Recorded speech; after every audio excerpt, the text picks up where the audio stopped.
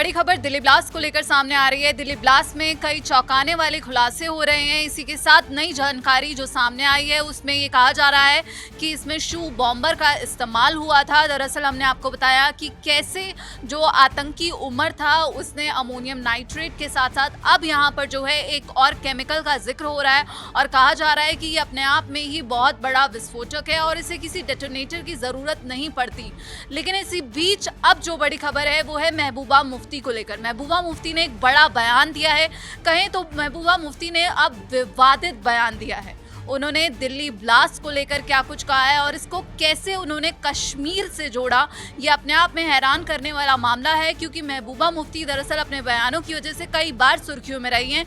लेकिन अब दिल्ली आतंकी हमले पर महबूबा मुफ्ती ने क्या कुछ कहा है, इसकी ज़्यादा जानकारी के लिए हमारे साथ जुड़े हैं चेतन, उनसे जानेंगे। चेतन, दिल्ली आतंकी हमले पर कई चौंकाने वाले खुलासे सामने आ रहे हैं। इसमें सीधा जो जैश से यहाँ पर लिंक्स जुड़ते हुए दिख रहे हैं। जब जो केंद्र सरकार है वो कहती है कि आतंकी हमला है, लेकिन इसी बीच ऐसे बयान आना जो सवाल उठाता है न सिर्फ हमारी सेना पर बल्कि ऐसे दौर में जब चेतन आज ही बयान आया उपेंद्र द्विवेदी के द्वारा, उन्होंने ये कहा कि कश्मीर से जो है अब आतंकवाद का सफाया हो रहा है और आतंकियों पर हम कड़ा एक्शन ले रहे हैं। लेकिन अब महबूबा मुफ्ती ने क्या कुछ कहा है? देखिए, बिल्कुल सही कहा आपने। सुना कि जिस तरीके से हमारी जो जांच एजेंसियां हैं, हमारे सुरक्षाकर्मी, हमारी सरकार जो है बहुत सजग होकर इस वक्त काम कर रही है और फुल एक्शन मोड में इस वक्त नजर आ रही है। उपेंद्र द्विवेदी साहब का जो बयान सामने है अपने आप में ये दिखाता है कि हमारी सेना कितनी तैयार है हर उस मुश्किल का सामना करने के लिए जो भारत के सामने आती है।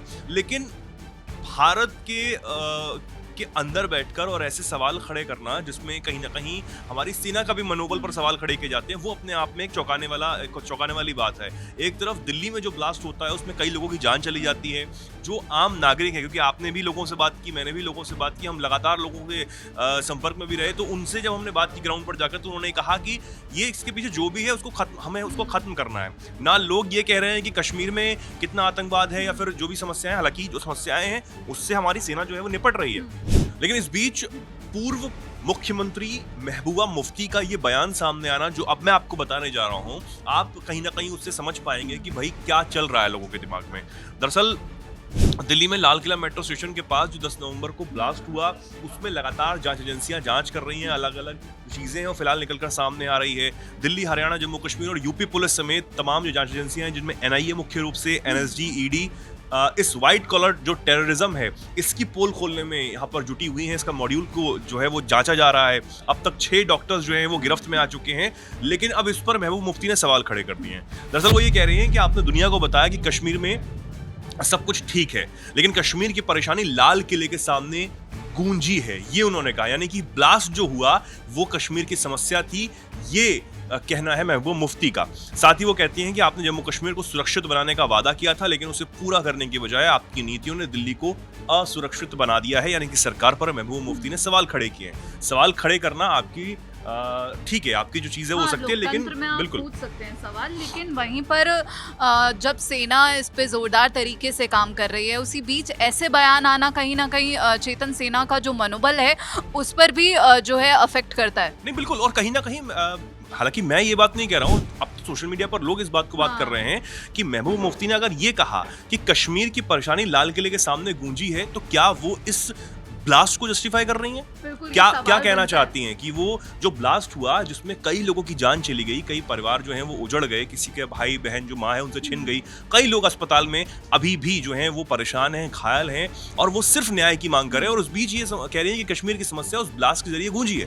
क्या कहना चाहती हैं महबूब मुफ्ती? ठीक है, इसके बाद वो ये कहती हैं कि मुझे नहीं पता कि केंद्र सरकार में कितने लोग सच्चे राष्ट्रवादी हैं। अगर पढ़ा लिखा युवा डॉक्टर आरडीएक्स से खुद को और दूसरों को मार डालता है तो उसका मतलब देश में कोई सुरक्षा नहीं है।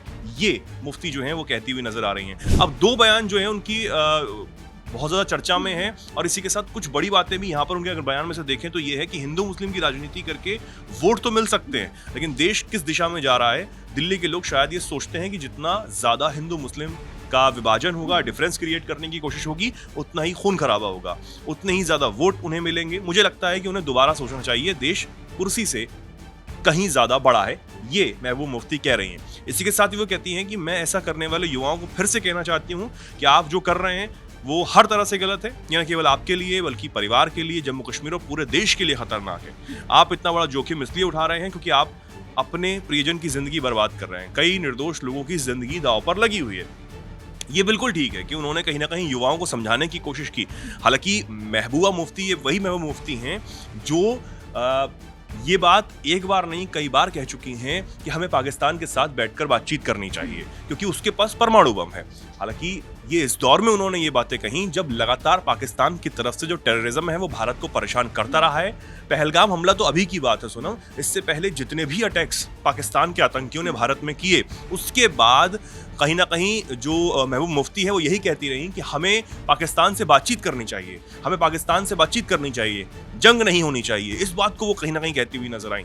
ठीक है, जंग में कई सारे लोग मारे जाते हैं, लेकिन क्या टेररिज्म से लोग नहीं मर रहे हैं? जम्मू कश्मीर में जो टेररिज्म है या फिर जम्मू कश्मीर के बाहर अब जो देश में अलग अलग जगह टेररिज्म की चीजें निकलकर सामने आ रही, राजधानी दिल्ली में इतना बड़ा ब्लास्ट होता है, क्या उसके बाद आतंकियों का सफाया नहीं होना चाहिए? क्या पाकिस्तान में जितने भी टेररिस्ट कैंप्स थे, ऑपरेशन सिंदूर में भी उसको तबाह किया गया, जो दोबारा से बना लिए गए हैं, जो खबरें हैं, क्या उनको नष्ट नहीं किया जाना चाहिए? बिल्कुल हाँ, बिल्कुल ये सवाल तो उठते ही हैं क्योंकि दिल्ली में जो बम धमाका हुआ उसने कई सवाल खड़े किए कि आखिर इसके पीछे कौन है। तो इसके पीछे जो है आतंकी तार जुड़ते हुए दिख रहे हैं और ये जो लगातार रिपोर्ट सामने आ रही हैं, जो खुलासे हो रहे हैं, उसमें ये साफ होता जा रहा है कि इसके पीछे पाकिस्तान ने जिस आतंकवाद को पाला पोसा, जिस आतंकी संगठन को पाला पोसा, जैश, उसके ही जो है यहाँ पर तार जुड़ते हुए दिख रहे हैं। लेकिन इसी बीच ऐसा बयान आना कि कश्मीर में जो मसला है, कश्मीर में जो मुद्दा है, कश्मीर की जो तकलीफ है वो लाल किले में गूंज रही है, इसका क्या मतलब निकाला जाए ये आप हमें कमेंट बॉक्स में जरूर बताइएगा। बाकी देश और विदेश की खबरों के लिए जुड़े रहिए दैनिक जागरण के साथ। नमस्कार।